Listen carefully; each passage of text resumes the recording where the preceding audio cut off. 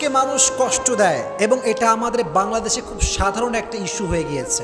কথায় কথায় কষ্ট দেয়, কথায় কথায় আঘাত দেয়, কথায় কথায় মানুষ মানুষকে ছ্যাঁকা দেয়। বলেন কি দেয়? ছ্যাঁকা। এই বলেন না কি দেয়? ছ্যাঁকা দেয়। এটা যুবকরা খুব ভালো বুঝবে। ওই যে বয়ফ্রেন্ড গার্লফ্রেন্ডে ছ্যাঁকা আছে, বয়ফ্রেন্ড গার্লফ্রেন্ডে দেয়, গার্লফ্রেন্ড বয়ফ্রেন্ডে দেয়। এটা খুবই মারাত্মক বড় ছ্যাঁকা। এটা খেয়ে যুবকরা ডিপ্রেসড হয়ে যায়। আজকে আমরা যে বিষয়ে কথা বলবো সেটি হচ্ছে মানুষ যখন মানুষকে কষ্ট দেয়, যে কষ্ট দেনেওয়ালা তার লাইফে 4টা বিপদ আসে। বলেন তো কয়টা বিপদ আসে? 4টা। 1 নাম্বার, যে মানুষকে কষ্ট দেয়, যে মানুষের সঙ্গে প্রতারণা করে, যে মানুষকে কথা দিয়ে কথা রাখে না, আমানতের খেয়ানত করে, বিভিন্নভাবে কষ্ট দেয়, তাদের লাইফে 4টা কষ্ট মাস্ট আসে। নাম্বার 1 কষ্ট হচ্ছে এই যে তারা they can't get the peace of heart. তারা মনের প্রশান্তি হারিয়ে ফেলে। মনের প্রশান্তি কোথাও তারা খুঁজে পায় না। মনে রাখবেন, যদি আপনি কাউকে কষ্ট দিয়ে থাকেন তাহলে আপনার মনের যে সুকুন, যে রাহাত, যে পিস, যে শান্তি, এটা হারিয়ে যাবে। এটা আল্লাহ তাআলার পানিশমেন্ট। একজন বান্দা যখন আর একজন বান্দায় কষ্ট দেয় তখন আল্লাহ তাআলা তার হৃদয়ের সমস্ত শান্তি কেড়ে নেন। তার হৃদয়ে কোনো শান্তি থাকে না। এখন আপনি বলবেন যে হুজুর, কত মানুষ আমারে কষ্ট দিল, ওদেরকে দেখি ডাটসে ঘুরে বেড়ায়, কোনো অশান্তি নাই, টাকা পয়সা, গাড়ি বাড়ি বউ, কোনো কিছুর অভাব নাই, ডাটসে ঘুরতেছে, তাহলে আপনার কথার ব্যাখ্যাটা কি দাঁড়াবে? প্রিয় ভাইয়েরা, বাহ্যিক সুখটা আসল সুখ না, ভেতরের সুখটা হচ্ছে আসল সুখ। কথা বলে ঠিক কিনা? আসল সুখ হচ্ছে ভেতরের সুখ। পিস অফ হার্ট যার নাই, পিস অফ মাইন্ড যার নাই, তার পুরো পৃথিবী থাকলেও তার কোনো কিছু নাই। That means if you have the peace of heart, then you have everything. And if you do not have the peace of heart, then you have nothing.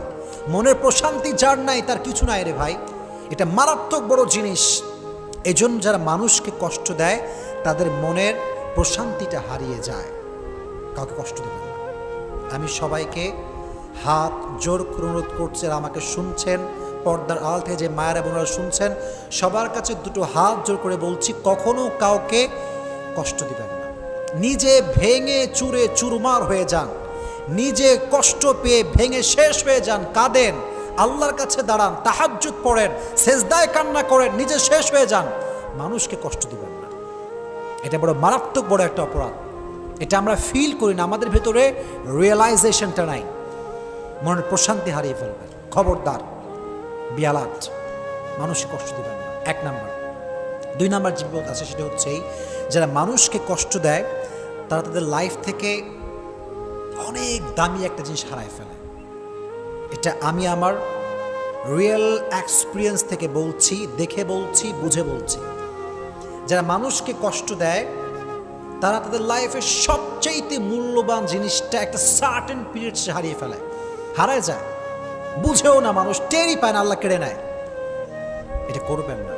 যদি নিজের ফেভারিট জিনিস হারাতে না চান, প্রিয় জিনিস যদি হারাতে না চান, মানুষকে কষ্ট দিবেন না। এটা খুব খারাপ, এটা খুব মারাত্মক জঘন্যতম অপরাধ। কোরআনে আল্লাহ তাআলা বলেছেন, ওয়াল্লাযীনা ইউযুনাল মুমিনিনা ওয়াল মুমিনাত বিগাইরি মাকতাসাবু ফাকাদ ইহতামালু বুহতানা ওয়া ইসমান মুবিনা। যেই বান্দারা একজন মুমিন বান্দাকে অথবা একজন মুমিনা বান্দিকে কষ্ট দেয়, তারা প্রকাশ্যে গুনাহ বহন করে।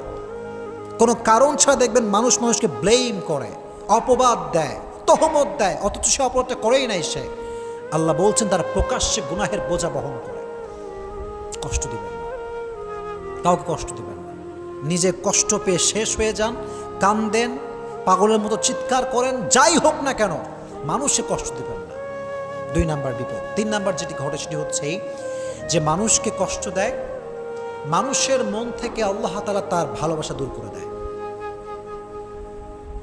যদি আপনি আমাকে কষ্ট দেন, আমি কষ্ট পেলাম, অনেক কষ্ট পেলাম, আপনি মনে রাখবেন এটার ব্যাড ইফেক্ট যেটা আপনার লাইফে ঘটবে সেটি হচ্ছে মানুষের মনে আপনার জন্য কোনো ভালোবাসা থাকবে না। এরকম আপনি দেখবেন যারা সমাজে মানুষে গালি দেয়, রুড বিহেভ করে, এদের থেকে মানুষ অলওয়েজ ডিস্টেন্স মেনটেন করে চলে। ওদের কাছেও মানুষ যায় না। কারণ কি জানেন? আল্লাহর ধরা সবচেয়ে বড় ধরা। আল্লাহর ধরার মতো বড় ধরা পৃথিবীতে আর কোথাও নাই।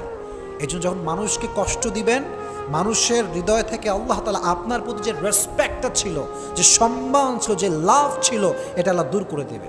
এটা হচ্ছে 3 নাম্বার বিপদ। আর last and final, and that is very dangerous, very dangerous. সেটা কি?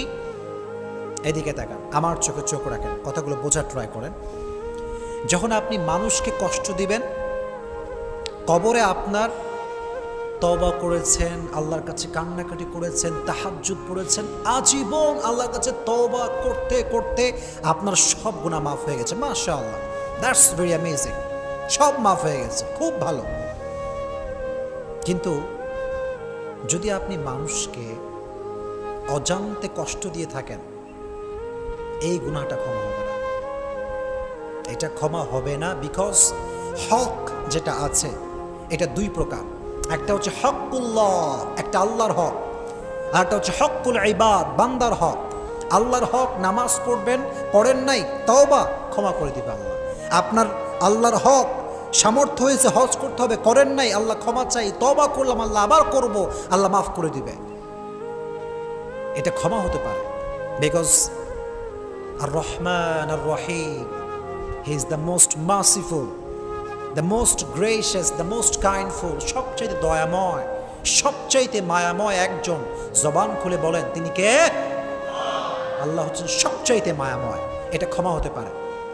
বাট হকুল ইবাদ, বান্দার হক, বান্দা ক্ষমা না করলে ক্ষমা হয় না। This is very dangerous. This forgiveness depends on the person whom he has offended. আপনি যাকে কষ্ট দিয়েছেন, যেই ব্যক্তি যাকে কষ্ট দিয়েছে, এটার ক্ষমা এক্স্যাক্টলি ওই ব্যক্তির উপর নির্ভর করে যাকে সে কষ্ট দিয়েছে। সে যতক্ষণ পর্যন্ত ক্ষমা না করবে ততক্ষণ পর্যন্ত ক্ষমা হবে না। এজন্য প্রিয় ভাইরা, যারা মানুষকে কষ্ট দেয়, যারা মানুষের সঙ্গে প্রতারণা করে, যারা মানুষের সঙ্গে কথা দিয়ে কথা রাখে না, এদের ক্ষমাটা আটকে যায়। কবরে সব গুনাহ মাফ হয়ে গেলেও এই কষ্ট দেওয়ার গুনাহটা মাফ হয় না যতক্ষণ পর্যন্ত যাকে সে কষ্ট দিয়েছে সে যতক্ষণ পর্যন্ত মাফ না করে ততক্ষণ পর্যন্ত এই বান্দার ক্ষমাটা আটকে যায়। জোরে বলেন নাউজুবিল্লাহ। আমাদেরকে আল্লাহ হেফাজত করুক, আল্লাহ আমাদেরকে আমানত রক্ষা করার তৌফিক দান করুক। আপনারা সকলেই পড়েন আমিন। কথার মাধ্যমে কষ্ট দিবেন না, আঘাত দিবেন না। যতটুকু পারা যায়, your behavior should be soft, should be normal. When you are talking about Quran and Sunnah, your face should be smiling. When you are talking about the Hadith, you have to give your speech according to Quran and Sunnah. যখন যা করছেন সব কিছুতে 2টা source থাকবে, এটা কোরআন আর একটা সুন্নাহ। যে বলেন কয়টা সোর্স? কোরআন 1 নাম্বার, 2 নাম্বার কি? সুন্নাহ। মাশাআল্লাহ, এটা ফলো করবেন।